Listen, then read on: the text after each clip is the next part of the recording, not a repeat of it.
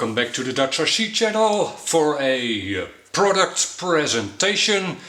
As you can see, it's still boxed. I won't only be doing an unboxing, but I'll also show you some features, and in a future video I'll show you a comparison to the Mobius camera. As it is, this is an action camera. It's a little bit like a GoPro in format. And what is this? It is a Denver 8030W, and the W means Wi-Fi, and you can connect to this camera with your tablet and or phone to see what the camera sees, start, stop movies and take pictures. Now, as you will see, I'll show you, there is some lag in that connection. So you won't be doing FPV flying or driving with it, but you can use that to set up your shot as a big viewfinder, so to speak. Now, as you can see, it comes in a nice box. That's not that important, of course, but it looks nice. And like I said, I'll also be showing you some footage in this video and go over the features, but let's first take it out of the box and I'll show you what comes in the box. Hold on. Okie dokie, and through the magic of YouTube we now have a bunch of stuff that came out of the box. So, what came out of the box? Obviously a camera in a waterproof case, and it is secured with a knob over here. And if you open it up, you can open up the back like this. It has a rubber seal around it, and you can access all functionality of the camera with the case on it. And alright, this is the camera without the case. And obviously it has a lens at the front, a infrared sensor. I'll get to that later. On the top, actually let me zoom into the camera first. Okay, the camera itself. Like I said, a lens, infrared sensor. At the top you've got two buttons, an on-off switch button, an OK button, and on the side here you've got a Wi-Fi button that's also used in the menus. And at the back you've got a indicator LED and a knob that's displayed used in the menu, and a LCD screen to show you what's going on. And on the left side you've got a slot for your micro SD card. The maximum size of that SD card is 32 gigabytes, which is a little on the small side, I think. You've got a micro HDMI connector and a micro USB connector, the same as you probably have on your phone. And at the bottom you've got a hatch for the battery, and let me see, this is the battery over here. And what is this? This is a 1200 milliampere hour 3.8 volt battery. And of course that also comes with the camera. There's a protective film on the screen. Let me take that right off. There we go. So there's your camera. Like I said, this is the waterproof case. Yeah, at this moment I'll switch back to the zoomed out view. Just a sec. Alright, there we are again. Like I said, a waterproof case, and it's now mounted on the stand that it was on in the box. this is actually might be useful to set the camera up on a level surface, but of course you can take off the waterproof case like this. There you go, and now you're set to go to mount it on other supplies. Like this one, this is, well, what is this? A wristband, I think. I'm not really sure what the idea is, but you could attach it to your wrist, and it's supplied with a rubber pad for comfort. You can glue that on the bottom over here, and that'll make it a little more comfortable to wear. Over here is a slightly curved mount, which comes with a double-sided adhesive, and you could mount this, for instance, on your helmet. It also comes with slots for a band, so you could, well, anything with a band you can attach it to. Of course, there's a manual with the camera with several languages, even Dutch, French, English, German, Spanish, French, and some other languages. Quite a few, and as you can see, it's quite a thick manual, mainly because it's in a lot of languages, of course. It comes with a micro USB cable to connect it up to your laptop, anything, a PC, your Mac. It comes with this housing, which mainly serves the same purpose as this waterproof casing. The advantage of this casing, however, is that it doesn't mute the sound. I think you can imagine that this waterproof casing, if you always use that one, a lot of the sound will be lost that way. Like I said, it comes with a battery for the camera.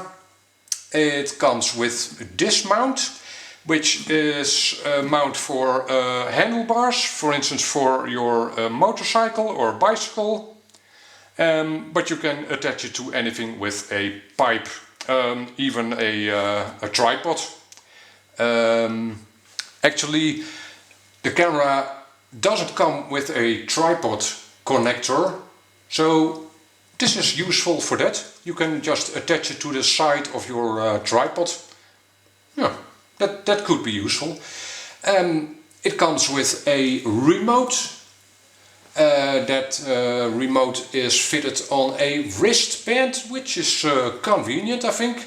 It is an infrared remote with which you can shut down or power up the camera, take pictures and start-stop video. And of course, this is why the camera has an infrared port. I'm sure you cannot see that it has an infrared port because it's a black camera, but it has, trust me.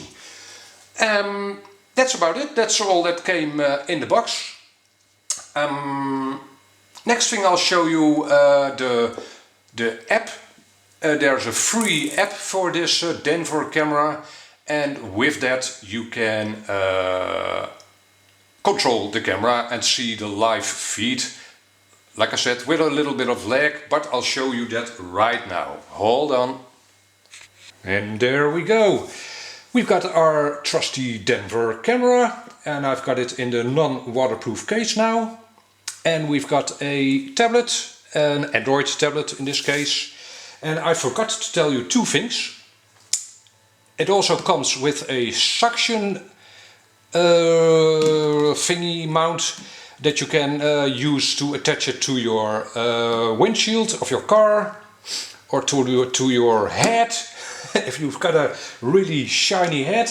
And another thing, the camera is a full HD, so not a 4K camera, but full HD, and it's 60 FPS. So that's nice. The specs are a little better than, for instance, a Mobius. But in a future video I'll show you how it stacks up to the Mobius camera. Okay, now for the Wi-Fi functionality then. Oops, sorry for that. Let's first switch it on. You press and hold the on-off switch for about 2 seconds. Now the camera is on.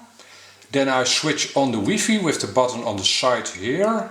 There, Wi-Fi on. And now it's waiting for a connection, so we connect to it with our tablet. And there you see the Denver Wi-Fi access point. The password as standard is 1, 2, 3, 4, 5, 6, 7, 8, 9, 0, but you can change that password. There we go, verifying, and the camera now says it's connected and my pad says it's connected. Then we go to the app, Denver Action Cam 2 app. It's a free app, of course. We start that.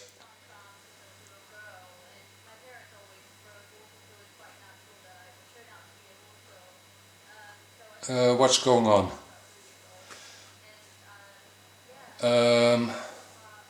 My connection is gone. Let's try that again. It is connected.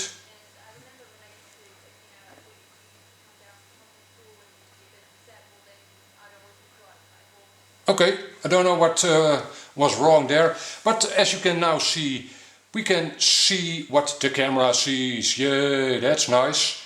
And I'll show you the lag now. I hope you can see that, but it drags a bit behind what actually is going on. How much? Not much, less than a second. Half a second? Yeah, probably half a second. 21. No, a quarter of a second, I'd guess. Okay, with this application you can of course start and stop the videos via this red button. You can switch to photo mode over here. Now it's in photo mode, and you can switch it to time-lapse mode or timer mode. Just there we go.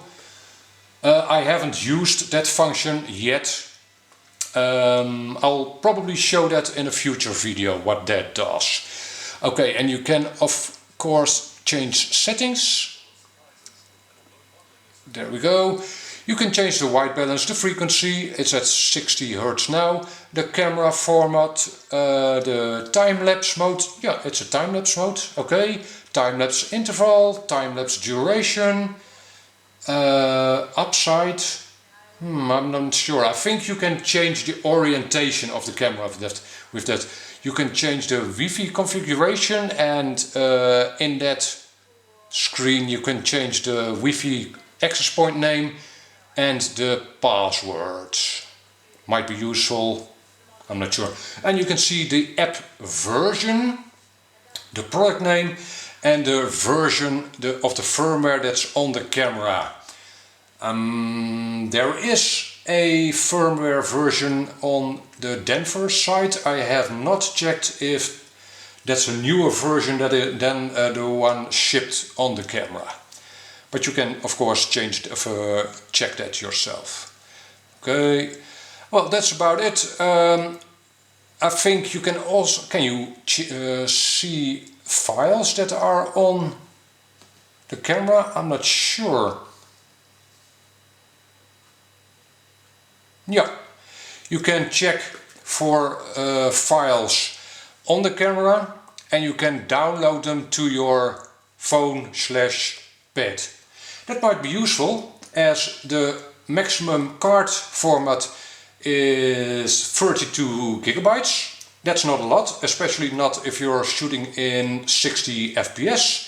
So during a day you can transfer files from the camera onto your phone, for instance, and free up the memory on the card. That could be useful.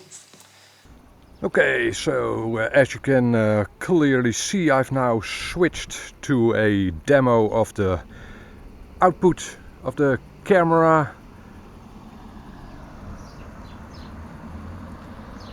Some cars driving by. and I'm shooting at full HD, 1080p of course, at 60 frames a second.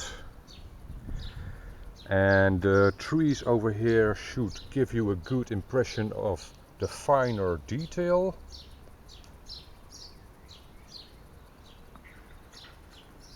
There's not a lot of moving things. I'll do a demo of spinning wheels or anything in the future to show you the difference between 60 FPS and 30 FPS. But once again, this should give you a good impression of what the camera shoots like. And I'll also point it into the sun so you can see how it deals with that.